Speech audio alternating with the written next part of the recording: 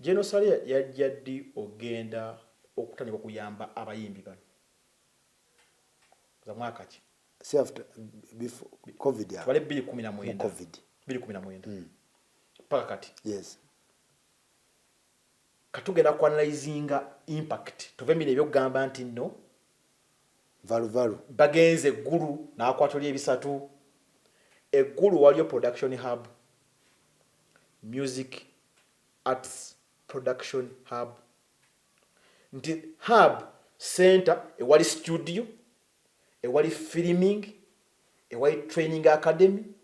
waliwo weri eggulu waliwo production hub nti omwana ali eggulu wasobola okukolera music ne bakola film creative ne bakola script writing ne bakola documentary waliwo wekiriwo nanga tugamba nti bona balinye bagenze kale we banatuuka eri okulaba sale ana kiyasaawo ekiri tangible on the music waliwo wekiri Uganda yimba music kikaki na South Africa ina amapiano Nigeria bakuba afrobeat fe tuyimba music genre ki kyaliko oba kyakolako ati kiriwo project 2019 22 22 22 22 22 6 years wabula nga kituulirayo oli yaze n'afuna emiliyoni 5 oli n'afuna ebisatu fe abayina minds bezi tosatukiza mutuukako omuga ne ojeno ogabye sente wera ni good naye njagala kubuuza wano wotudde eggulu waliwo studio ya music oba oyamba music tulage wano tandikira wano ogambe nti njagala nfula eggulu waliwo facility ya music wayinza obeera kubagenda beera Rude Boy mu December bagenda beera eggulu waliyo kye bayita entertainment facility weri because ina capacity jitulaga ogambe nti kwa twagala facility presidential advisor ajamubuulira ndowooza ebintu bino twagala facilities si handouts because bagamba Genocide ayamba ki entertainment yes tetumwagaza abiri kubanga ze wempulira nti wagenzeyo simanya gundi nafuna lunana gundi nafuna lukaga twebuuza wait a second can't this money be redirected okuzimba facility wano waliwo abaana ba buildings ba producers ameka bave eggulu ba producer tewali bameka producer abavudde mu Uganda ngabongeddeko ogenda kola fresher courses e Nigeria e Ghana e South Africa e UK mu America want to benchmark okudama okusoma baberenga bategana music atambula wano waliwo guni bali tawanene sound system wanene ne software nga producer bano so amukozesa okay David kwa producing la music sound we abana bante bamusobola ali mu 227 ko bali mukozesa aba wano bali batali ku Logic Pro bali ku biki 218 210 tuli mabega nnyo mu this age gwe tolaba ki kuyamba kwa bayimbi wana ayeka ne tusesa na akiraba nti wasina kyenkola because wait a second Genocide ani amugamba nti no ye alina kubeera mu entertainment yekka teriyo mpira bwe tuogerako because mpira is the biggest business kala tugambe nti ngenda mu mpira kati nkola academy ngenda kola academy y'ompira eggulu nga yo efulumya materials genda Bulaaya tugambe okubanga music omuwadde nnyo kinjagala okuwa Genocide musalenze ngazi kinalowoozaako lwaki music na semugifaako nnyo okusinza ku other sectors why omuyimbi mu Uganda olumbukinga ku mbaga $5,000,000 naziba naziteka muki munsawo ayina wawadde omusolo tewali Genocide musalenze njagala introducinga kino ekintu kyange nziya nakikolako research mu introducinga kye bayita PRN number ey'abayimbi ekola etya buli muyimbi abeera ne unique identified number kw'omubuukingira owulira nga naffe bwe muwa $5,000,000 ez'embaga nsasudde ku namba eyo agibwako omusolo lwaki afuna ez'embaga eza pate n'afuna clean money alina wawedde gavumenti omusolo alina omwana olunana ne mu covid fe aba business person fe ngaffe tebatu bailing out kyokka abayimbi ne baweza covid relief fund bano bali special how special are they nti bo muline eggwanga omuyimbi dirwajja ng'ogyeko concert kubaga nti omujja ko omusolo nezi base bayimba embaga disakoze bapakiza omuyimbi ku mbaga n'asula omusolo agusasulira wa awo ndowooza bye bajja tubuulira njagala mbuuze jeno bukyanga abadde industry muno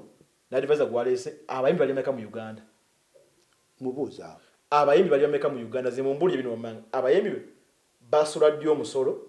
because twagala one ekintu kinadiza government omusolo you're already in tax base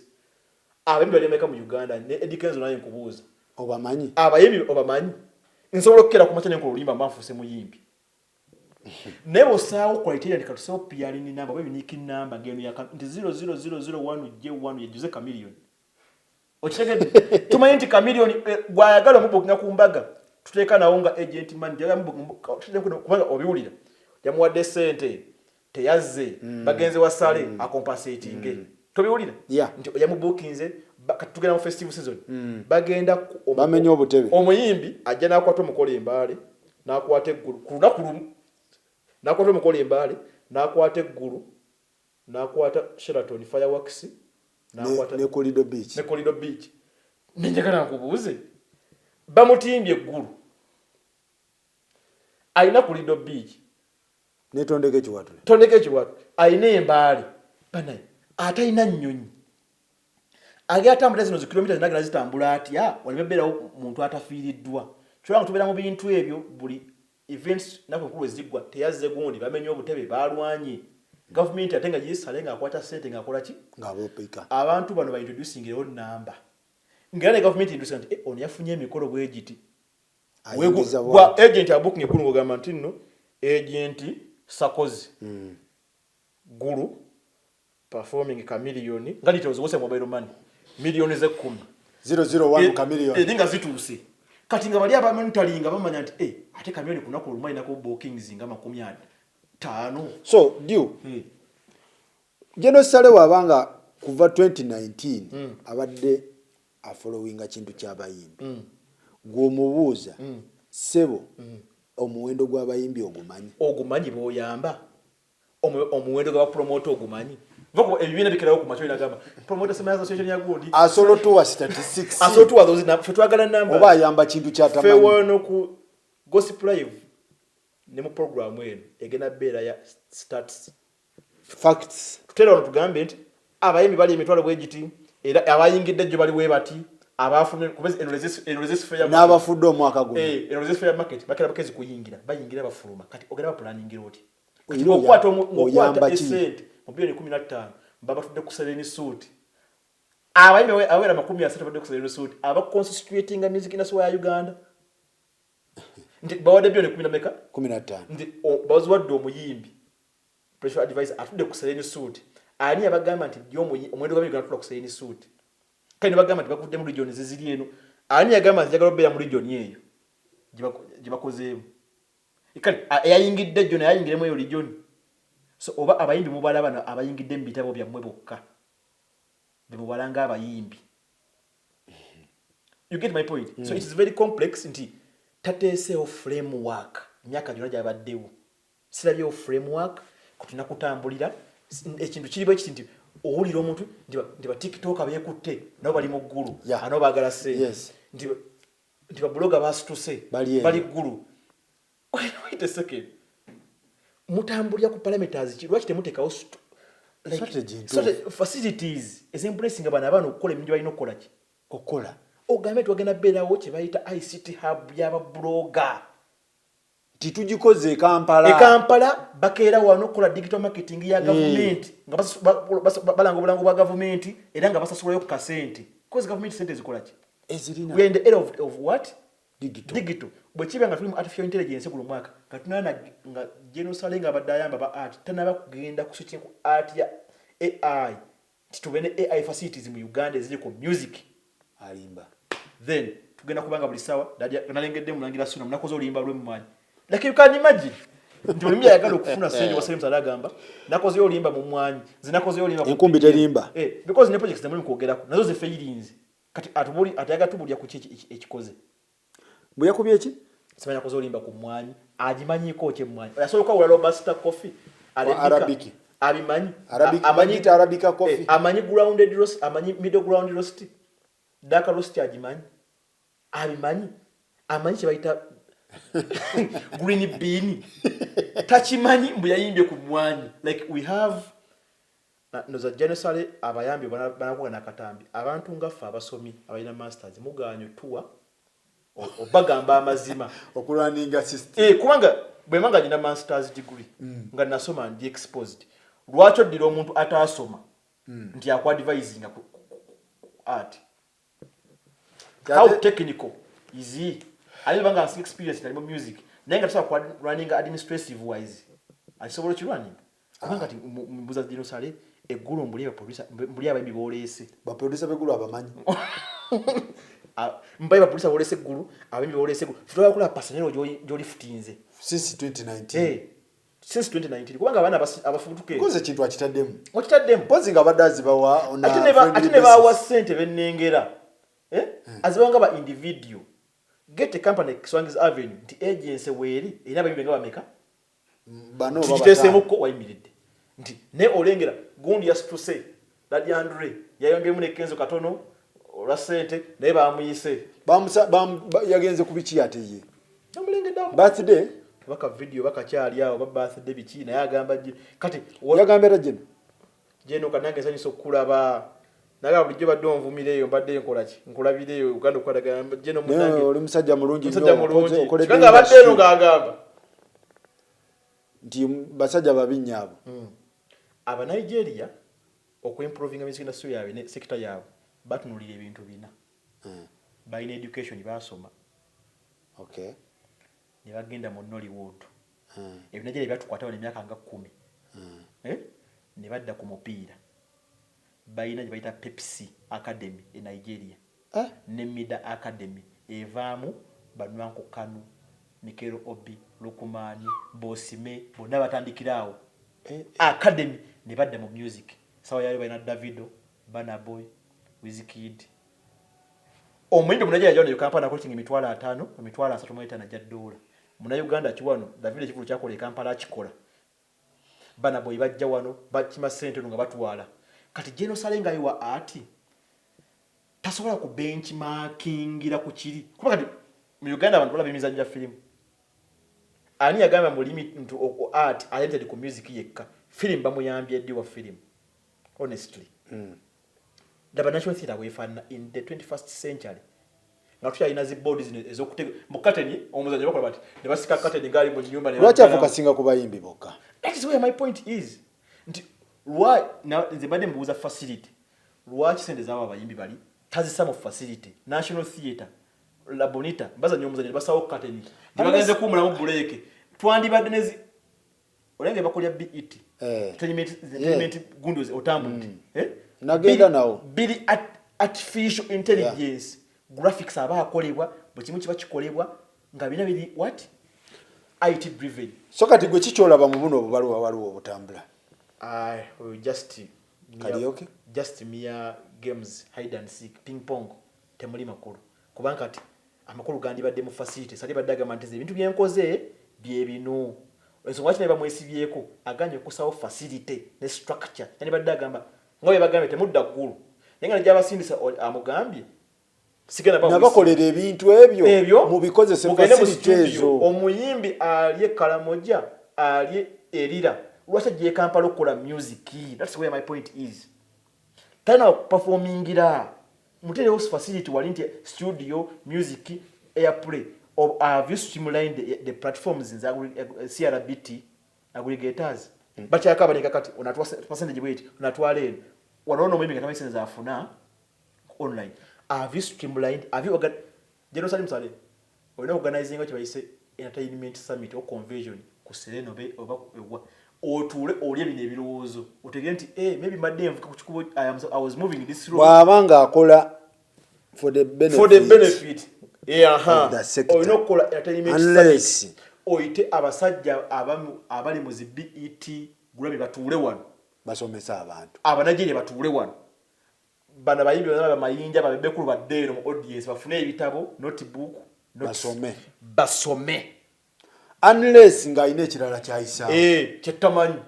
nti baje okuyingira music industry ocha kimo ekimokolera naye bwaba ayamba industry ayinokola sure in this day and age tulina kubanga itwavayo dda nti omuntu agende gulu ati kibs waliyo kiki ekiriye nego muntu najja akawumpi tiate yaziyo na kimo 8 tiate omulala yajeyo 6 omulala yajeyo ebina ti omulala simwe bamwadde bisatu simwe transport kakadde what is that esali ko mbalirira esali ko What is it? Omuyimbi ataddiza na economy eno bali self entitled one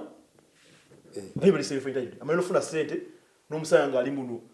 amanyira abantu mozifuna ngasoka amanyira abantu n'abali wansi abantu bafuba n'ababulijjo mwe manyirani muri ki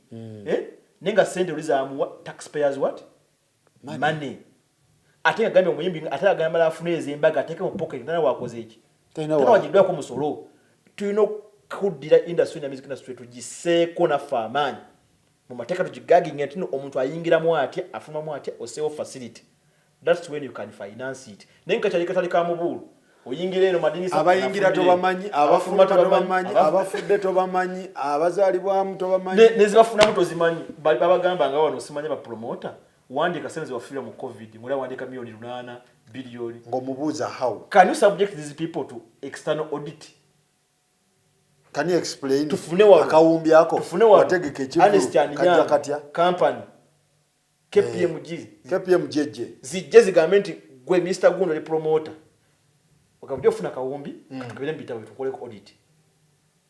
Can we audit them before you give these people money? Audit them. Let us all know. Nti Gundi yagamba yategeka lutalo nafiirwa akawumbi kyotyo bwana bitexileta fairo katukebere mbitawo byo mabega na obadde okolotya where even the tax returns otyo tukubalebale naye olugamba olunana ngazituuka ebisatu nga bituuka nategeka biswanka promoter bafukana abamba motivational speaker they speak about everything because bafuna mu kusente in the head they are empty. No want bafuna mu pockets. What they are speaking out just rhetorics empty. No want basolo convince mu nabawe ebitaano. You get my point? Ntiba ensawo zakukuta baba wayo akasente nenge emitwe byayogera ku social media gunaye botwa sinogana ebino bibimu substance temuli nomugamba musajja gwesonzi wafuna zino tukuseko audit. Can we audit you? Tulabe tewaliwo nategeka kididi nentegeka simaye biswanka ku Lido Beach simaye nentegeka enkudi banange tukupime dala akawumbi wakategeka wakasaasanya n'omusajja tomuauditinze n'okwata milioni 8 oyinena atwala n'akomawo enkya nagamba muzeeyi kati Christmas eno biki Bobi Wine oyo omulaba atufiiriza nnyo akufiiriza atya nnyonnyolawo akufiiriza atya nzisitegera nga mutu wangamba nti Bobi Wine amufiiriza nga muyimbi akufiiriza atya ekintu yakiteeka mu politics tekitambula atya mbu bitambula ate batya anti otunyunyula how mbu okuva le yajja emisolo ne bagibinika ku bayimbi emisolo nga nkugambye ku mbaga tebajjaako sente anti yajja kugamba nze siyimba mbaga toyimba mbaga nze enagulu bansaba ekigundi simanyi ntimba ebipande bansaba simanyi those are all safety measures zino kubeerawo teba kusaba counterterrorism tebeerewo twabeerewo ambulance twabeerewo ombwa sniff dogs twabeerewo nema report security kati bibeerewo ebyo Bobi Wine yabirese ate ali muziri wa office Bobi Wine yatule nagulu police ebigaba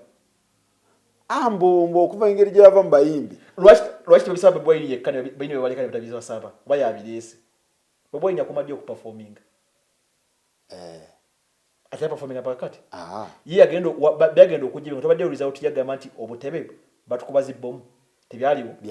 tewaliwo reason yagamba nti abayimbi bagenda nebakola noise pollution bana buli asibayo bana asasule tebyaliyo tino kukitegera bulungi kuba ne weewuunya presidential advisor on creative senior presidential advisor on creative okay bamwa pointings febo musindike ne mofa abana analyst nga tugamba okay yagenda mu office emyezi emeka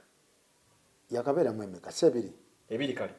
myezi wa myaka akawezezze emyezi ngebiri esatu myezi bibiri esatu vale bamulonda okay omuyimbi ono naye abala tambulira mu bide ibaddewo bwabadde naye ali technical enough to do what kubitwogedde ku byonna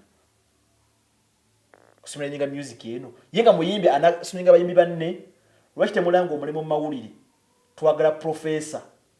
on entertainment abenga alina bakwasaganya kuba olode bayimbi bali tebamukkirizaamu ate bamukkirizaamu senior president success story gyalina nti yakoze jam session lwakubiri kubeerawo ne bayizinamukawo success story eriwo si eriwo nti tukozeyo kino yenge jakaja mu office so muwaayo time n'ogamba nti naye is not the right person for that office. Senior president advisor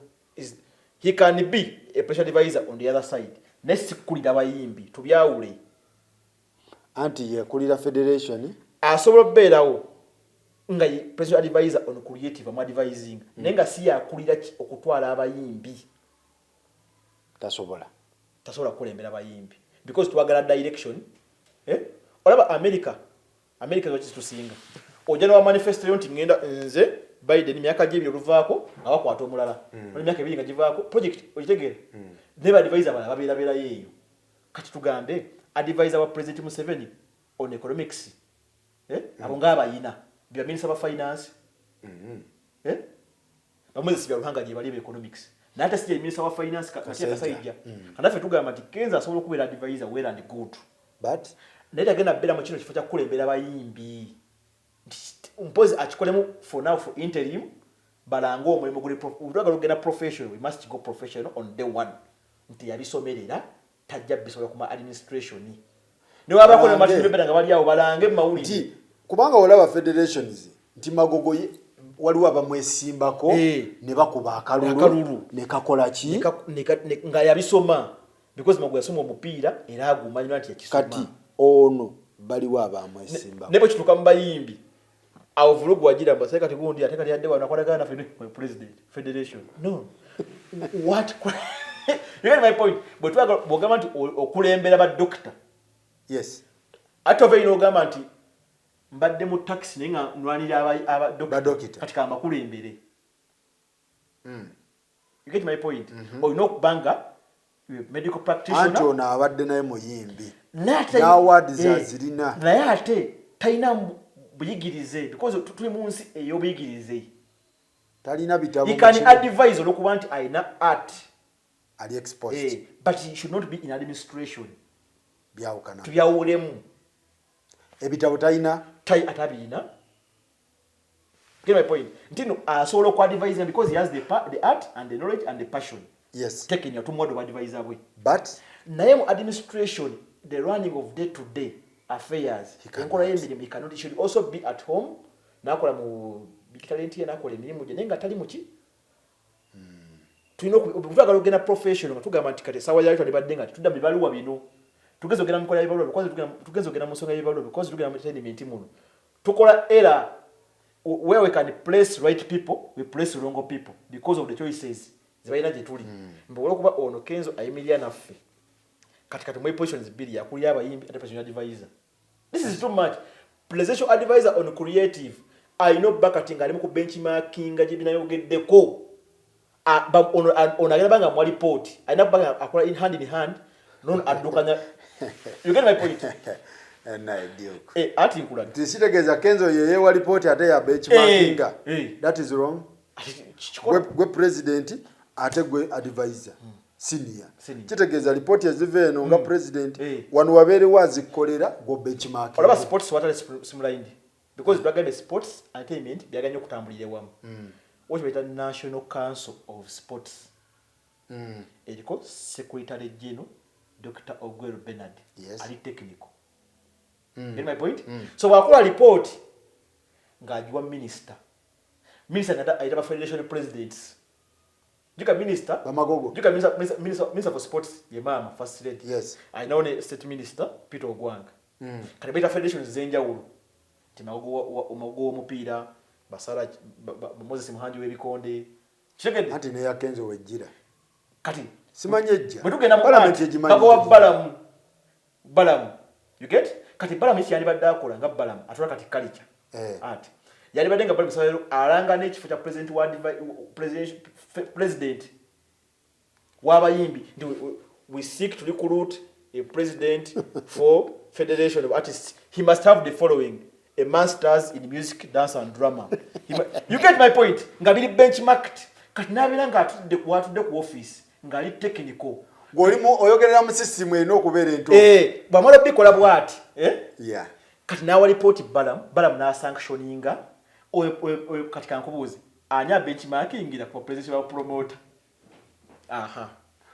Tuna ibinanga munana. Naye kati mu Uganda tosobola kuvayo n'ogamba nti good federation ya mupiira ndala bakusibirawo. Tosobola. Because biri streamlined. Ne bogamba nti kaneseewo nkole ekyebikondo ekirala. Etteka Mwanja akwata. Etteka limuteekawo. Ayina sati solezi mutwala. Naye mu music kiri kitya? Music. Kubera abagamba nze otankulembera. Nze ngweno. Nze kati ndi eno. Omuyimbi omutakiriza bakuyimba. Onayimba. Naye etteka libasobola okutwala dressing ekyo. Nti omuyimbi azilongaza avudde mu politics ajja kudda ayimbe. Oba ekyokubiri temuddamu kugenda ggulu sente ziva wano. Kati tiimu y'omupiira ng'eva wano nti Cranes egeze kusaba sente wa President Museveni. How? Muina for president,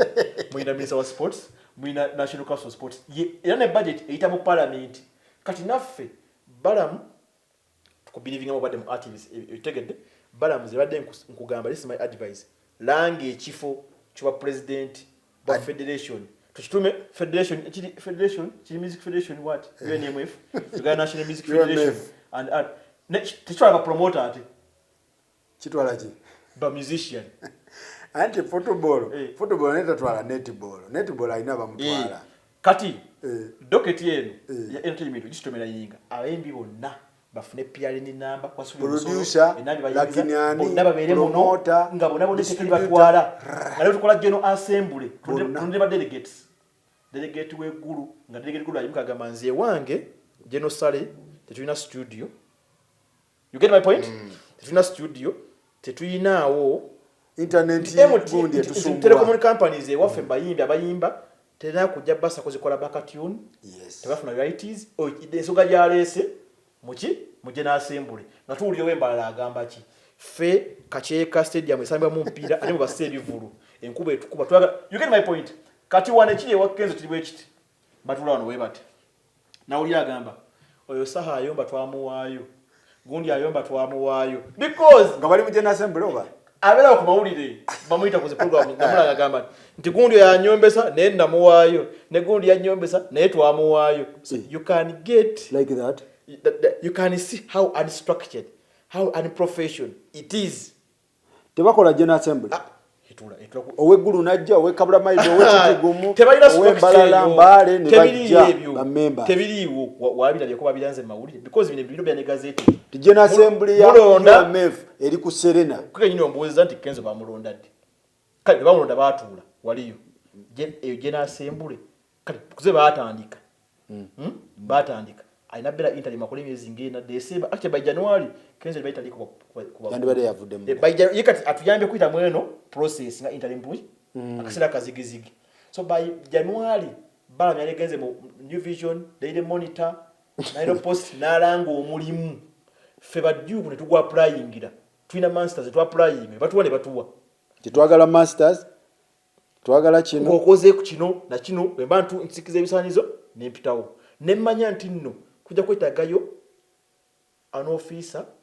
on media online media YouTube sakoze falo kwa chikwedi myaka bwejiti yabisoma abimanyi sarokufa kozi naberanga liaison officer media liaison officer mu music industry nesa zo ulira wewe etanjagala yampandizeko bobi taina PR tebamanyi when tewali PR mechanism ndio ogenda ku federation ye gundi nayogera gundi nabako chayogera gundi nabako chayogera like there is no structure tebana structure tewali structure alaka gwata jiraba era olumu waliwo okudivertinga mu ekyo waliwo wennengera abantu ku online abamenya okuvuma Kyagulanyi ntino mbu Kyagulanyi mu NUP bwe mwasanga yayogera yavayo n'akuwa structure omugezi w'ekibiina Essenyonyi omumyuka we emufumbiro kati gwe mwana bayogera ku social media ebera position ya party niwo unyo mtu nagamba nti abana banupu so ani mwogezi wa federation nasembayo kuwule bwe yali yani Oje my point. So abali kitegeeze ebintu tebiri straight. Twaliwo kiri straight. That's why wala bibaluwa buli sawa nga bijja. Kati akabaluwa kano kategeeza acheri industry. Ndi kyenda baleka naye tusana akkiriza. Nti myaka 6 sina kyankoze. Twali kyokoze.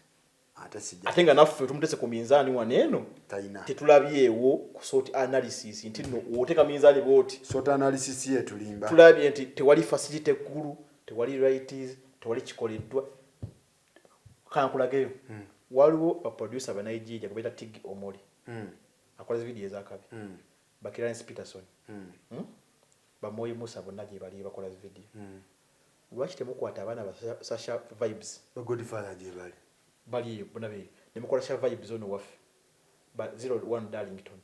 n'abaana abala music mugende bakerere muyita abaana abala mu third year you get my point mugende ku universities enjawulo mubayite mu government bagambe tugenda basomesa nga tufunye bali tuyite bali Tig Omori bajje wano basomese bana abaana then ono omusajja agule equipment ezili ku resolution z'abali